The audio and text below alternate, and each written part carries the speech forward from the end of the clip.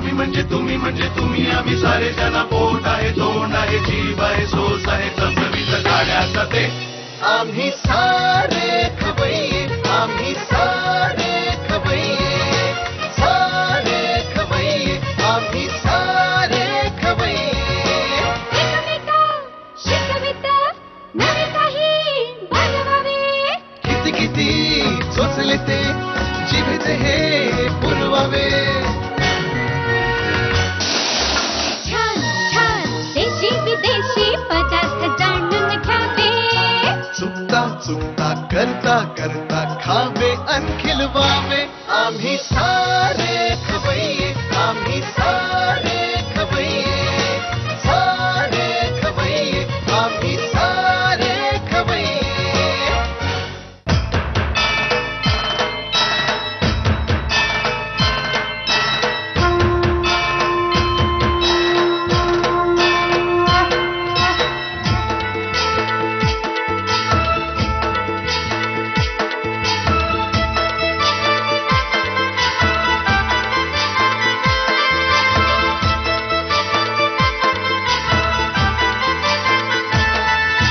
लंबोदरा रे लंबोदरा गजवदना भालचंद्रा लंबोदरा रे लंबोदरा गजवदना भालचंद्रा उभ्या जगाचा कलियुगाचा तू स्वामी Omkara expert dishwash bar प्रस्तुत आम्ही सारे खवय्ये सहकुटुंब सहपरिवार मध्ये तुमच्या सगळ्यांचं मनापासून स्वागत आहे. गणेश चतुर्थीच्या तुम्हा सगळ्यांना हार्दिक शुभेच्छा. प्रत्येक मराठी माणूस ज्या सणाची आतुरतेने वाट पाहत असतो त्या गणेशोत्सवाची सुरुवात ही एका वेगळ्या उद्देशाने झाली.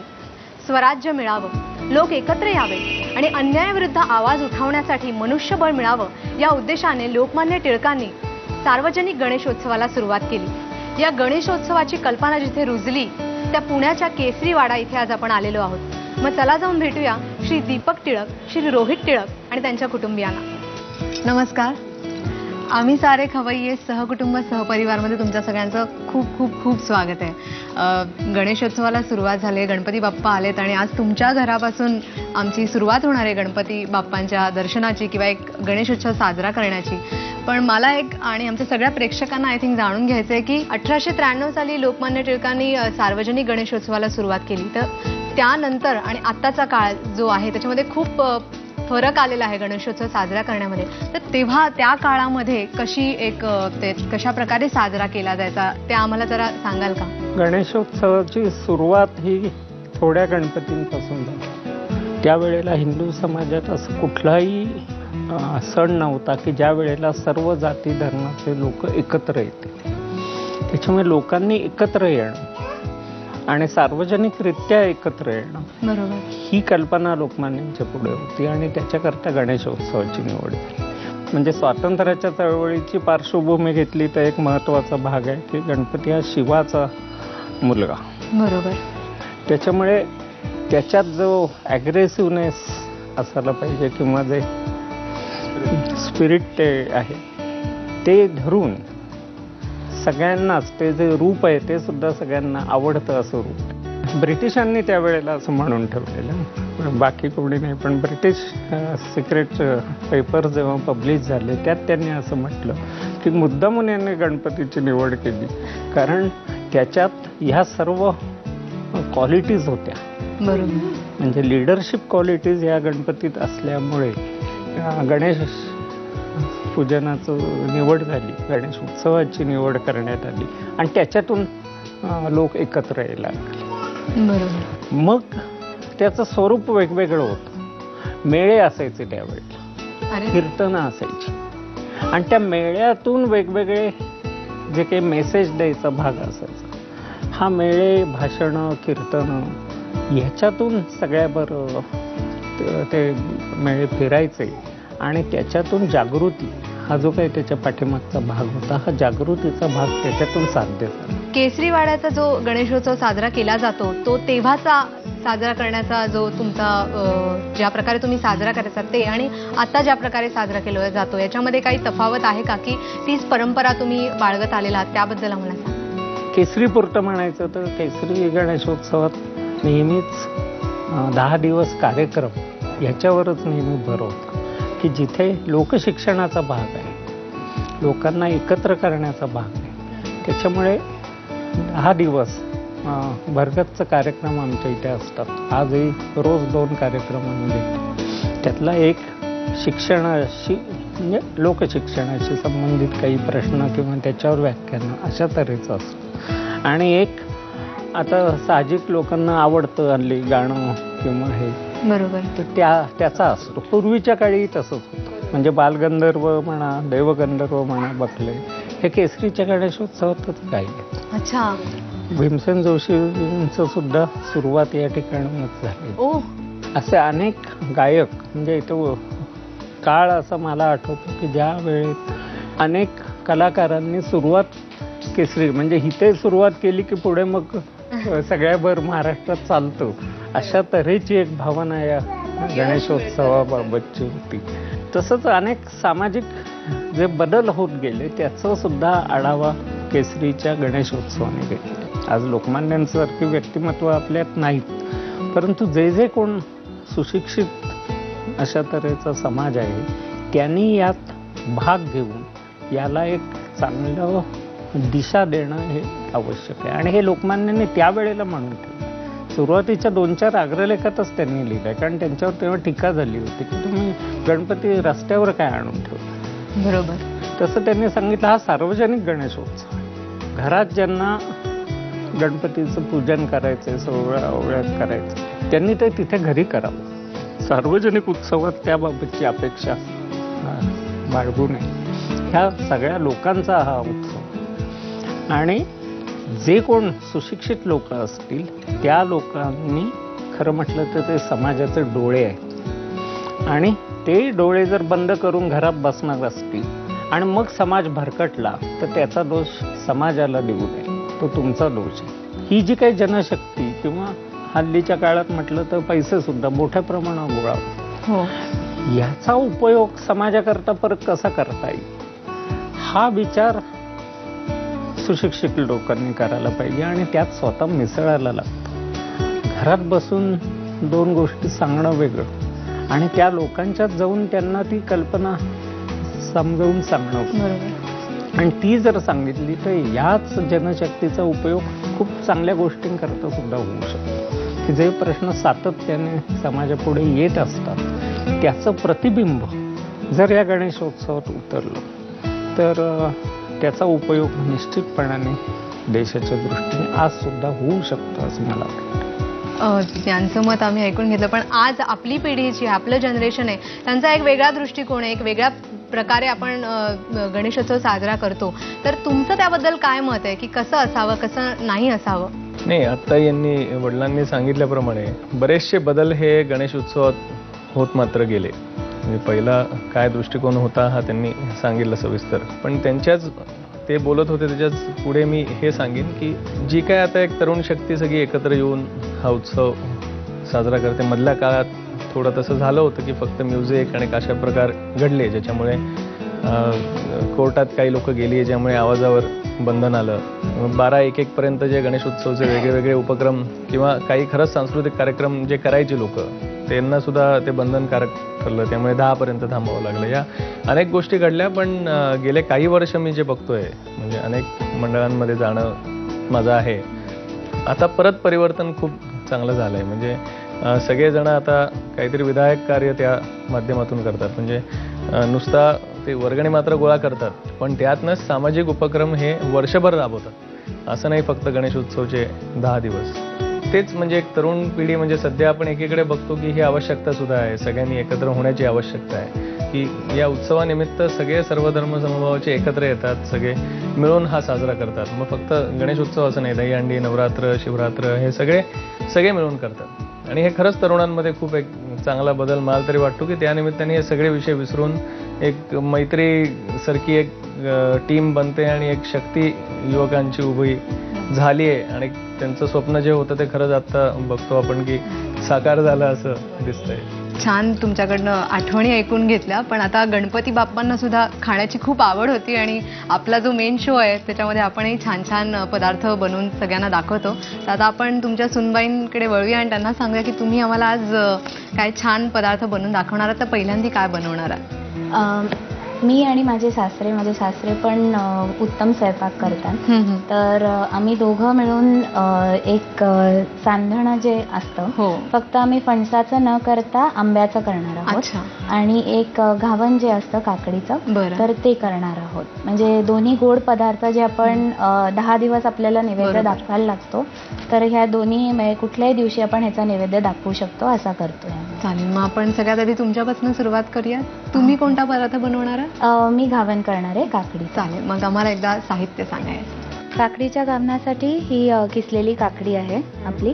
मावळी काकडी असेल तर अजून चांगलं होतं. आपण आता मावळी काकडीच घेतलेली आहे. गूळ आणि ही आपली गव्हाचं पीठ, म्हणजे कणकेसाठी आपण रोजच्या पोळ्यांसाठी वापरतो ते. तांदूळाची पिठी पण वापरू शकतो ह्याच्यासाठी, पण आपण गव्हाचं पीठ घेतलंय.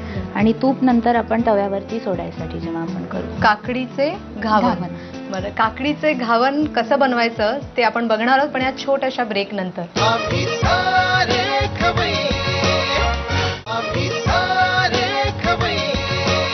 एक्सपर्ट डिशवॉश बार प्रस्तुत आम्ही सारे खवय्ये सहकुटुंब सहपरिवार मध्ये ब्रेक नंतर तुमच्या सगळ्यांचं खूप स्वागत आहे. आता आपण पाहणार आहोत काकडीचे घावन कसं बनवायचं ते. सुरुवात करूया. हो, पहिले ही किसलेली काकडी आहे, तर ती तुम्ही म्हणालात की ही वेगळ्या पद्धतीची काकडी. ही मावळी काकडी जर का असली तर ती जास्ती चांगली. आणि म्हणजे मावळी काकडी अगदी सगळ्यांनाच बाजारात मिळते असं नाही, तर ही आपण जी आता वापरली ती मावळी काकडीच आहे. आणि मग गूळ आपण ह्याच्यामध्ये जो घालतो तो चवीप्रमाणे घालायचा, म्हणजे कोणाला किती गोड लागतं त्याप्रमाणे हा गूळ घालून हे मिक्स करायचा. आपण हा जो गूळ घालतोय ते काकडी बरोबर आपण मिक्स केल्यानंतर थोडं पाणी सुटतं काकडीला. मग ते पाणी सुटून गूळ जेव्हा पूर्णपणे विरघळतो त्याच्यानंतर आपण त्याच्यामध्ये ही कणिक ऍड करणार, मिक्स करणार. बरं, पण मग जेव्हा टिळकांच्या घरी आपण येणार सून म्हणून, त्याची एक वेगळी जबाबदारी तुम्हाला वाटत होती का? एक टेन्शन होतं का? काय तुमच्या भावना होत्या तेव्हा? खरं तर म्हणजे तेव्हा ती जबाबदारी, किंवा आपण एखाद्या वेगळ्या फॅमिलीमध्ये चाललोय, टिळक फॅमिली इतकी रिस्पेक्टेड फॅमिली आहे, तर ते जोस्तोर मला सिंक इन झालं तोस्तोर मला एक लग्नानंतर 1 महिना गेला होता. मग ती आजूबाजूला लोक बघून, आमचे घरातले जे कार्यक्रम असतात ते बघून सगळं जाणवायला लागलं की खरंच आपल्याकडे एक वेगळी जबाबदारी आहे.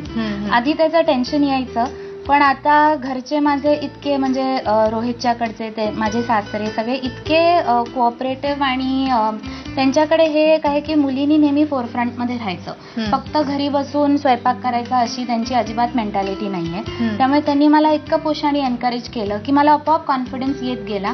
त्यांनी जबाबदारी टाकत गेले माझ्यावर एक एक, आणि मी लकीली त्यांच्या एन्करेजमेंटमुळे ती व्यवस्थित पार पाडू शकत होते. सो तेव्हा मग ते लक्षात आलं की आपण आता छान रुळलेलं होतं आणि आता टेन्शन घ्यायची गरज नाही.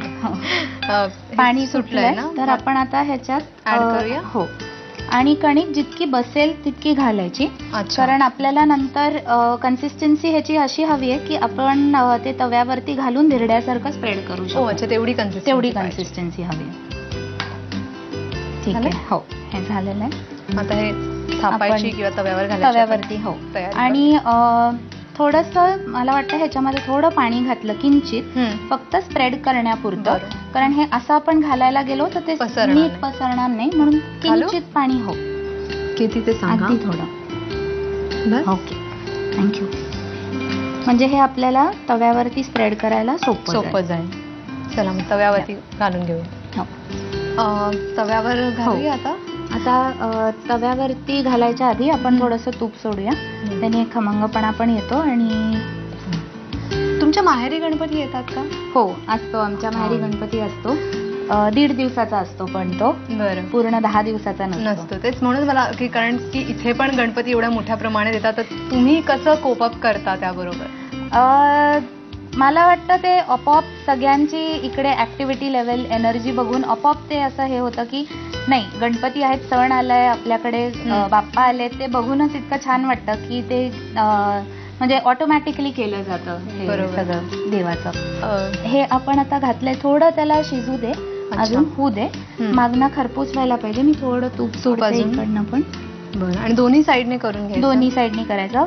साधारण आपण जे गोल्डन ब्राऊन म्हणतो तसं जेव्हा होईल की आपलं झालं तयार. छान खमंग वास येतोय त्याचा. काकडी, गूळ सगळेच आवडते पदार्थ. तूप. तूप, हो नक्कीच. हे झालंय. दुसरी आता- साईड करून घ्यायची हो, याची? आता हे उलटूया.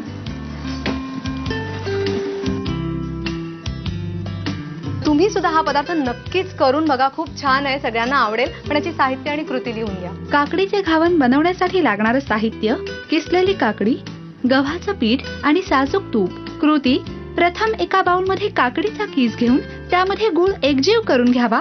या मिश्रणात गव्हाचं पीठ आणि पाणी घालून पातळसर बॅटर तयार करावं. पॅनवर तूप गरम करून त्यावर या बॅटरचे घावन घालून ते खरपूस भाजून घ्यावे.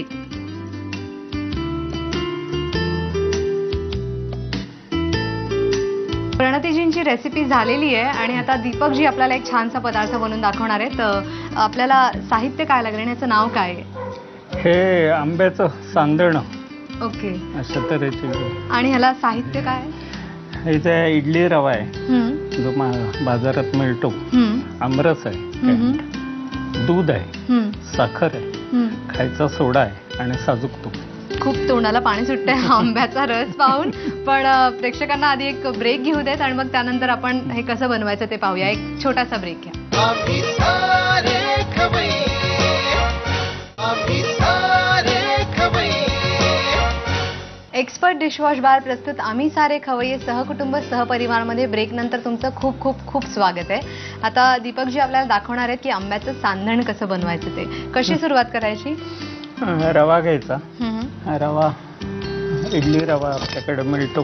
बरं. तो खरं भाजून घ्यायचा असतो थोडा. अच्छा. तो अगोदर भाजलेला आहे. बरं. त्याच्यामुळे वाटीभर.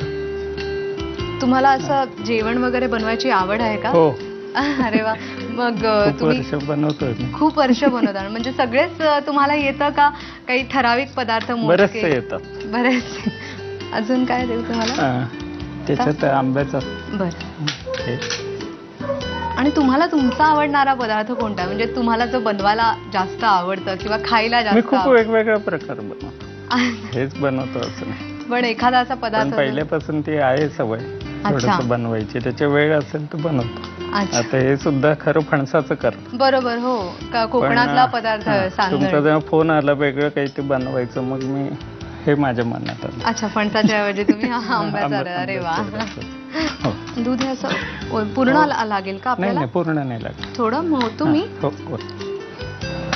साखर ना किती घालू? एक चमचा नाही घातला, 2-3 चमचे. मग तुम्ही गणपती बाप्पांसाठी तुम्ही असा कधी प्रसाद वगैरे बनवलाय का स्वतः? म्हणजे तुम्हाला आवड आहे तुम्ही म्हणालात त्यामुळे काय बनवलंय तुम्ही? मोदक मी खूप नाही बनवत. अच्छा. म्हणजे वळायला मदत करायचो बायकोला, बनवतो. पण जास्त करून मी तिखट पदार्थ जास्त.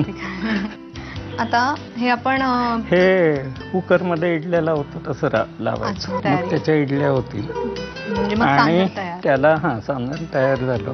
मग नारळाचं दूध हे वापरतो आम्ही. त्या नारळाच्या दुधाबरोबर नारळाचं दूध आणि मग इडली पात्रात लावून देऊया आपण.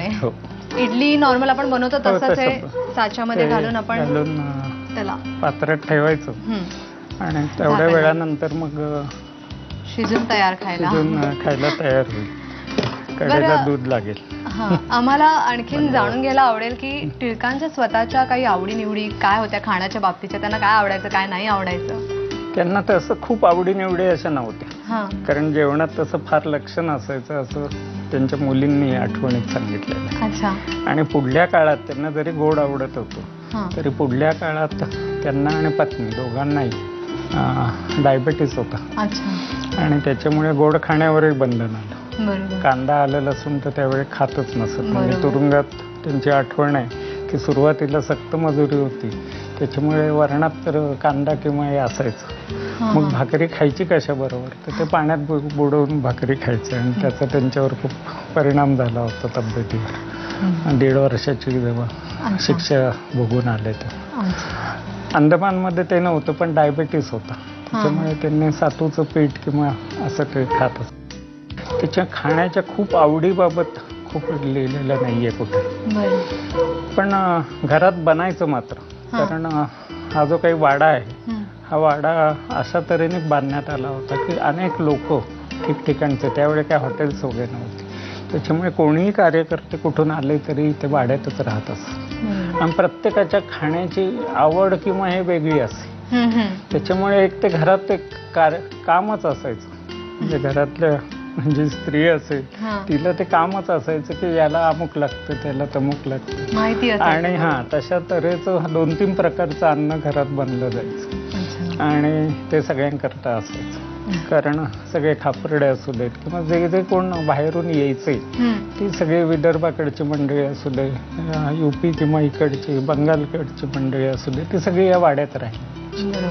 आणि त्यांचं वेगळं हे असं, जसं विंचुरकर वाड्यात दुसऱ्या ठिकाणी विवेकानंद आले, त्यांचा जेवणाचा भाग वेगळा होता. मग त्यांच्या जोगं फक्त फळं किंवा अशा तऱ्हेचं त्यांच्या जोगं बनवलं.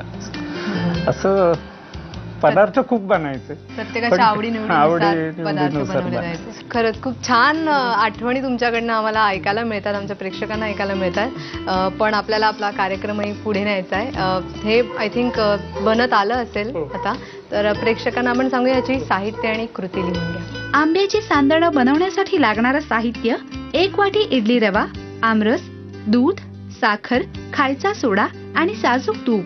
कृती: प्रथम एका बाउलमध्ये 1 वाटी भाजलेला इडली रवा घेऊन त्यामध्ये आमरस, दूध, साखर आणि चिमूटभर खायचा सोडा घालून मिश्रण एकजीव करून घ्यावं. इडली पात्रामध्ये हे मिश्रण घालून सांदणं वाफवून घ्यावीत. साजूक तुपाबरोबर सांदणं सर्व्ह करावीत. आज गणपतीचा पहिला दिवस आहे आणि उकडीचे मोदक नेहमीप्रमाणे पहिल्या दिवशी केलेले आहेत प्रसादासाठी. त्याची प्लीज चव बघून सांगा कसे झाले. नक्कीच गणपती बाप्पांचा प्रसाद आहे आणि सगळ्यांनाच मोदक उकडीचे फार आवडतात, मलाही प्रचंड आवडतात. तर आपण ते नक्कीच खाऊया आणि तुम्ही केलेले पदार्थही नक्कीच त्यांची चव घेऊया. पण त्याआधी आपल्या प्रेक्षकांना पत्ता लिहून घेऊ देत. आम्ही सारे खवय्ये, Zee Marathi, post bag number 1, Andheri पूर्व, मुंबई 99, भारत TVC, zmarathi@znetwork.com. तुम्ही आमच्या कार्यक्रमात आज सहभागी झालात. आम्हाला भाग्य मिळालं की इथे टिळकवाड्यामध्ये येऊन तुमच्याबरोबर गप्पा मारायला मिळाल्या, छान आठवणी ऐकायला मिळाल्या. त्याबद्दल आम्ही तुमचे खूप खूप खूप आभारी आहोत. आणि म्हणून झी मराठीकडून तुम्हाला एक छोटीशी भेट.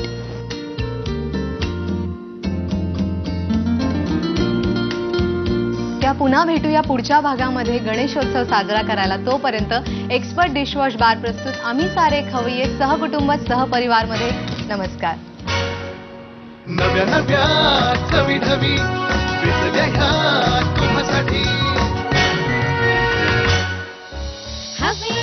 बरं, आज तू काय करणार? मी काय नाही करणार, कारण स्वप्नातही आहे ती केटरिंगचा बिझनेस तर तिनेच करायला पाहिजे. पण मम्मा पण आहे, त्यांच्यात मी काय करणार. मी फक्त आम्ही सारे खवय्ये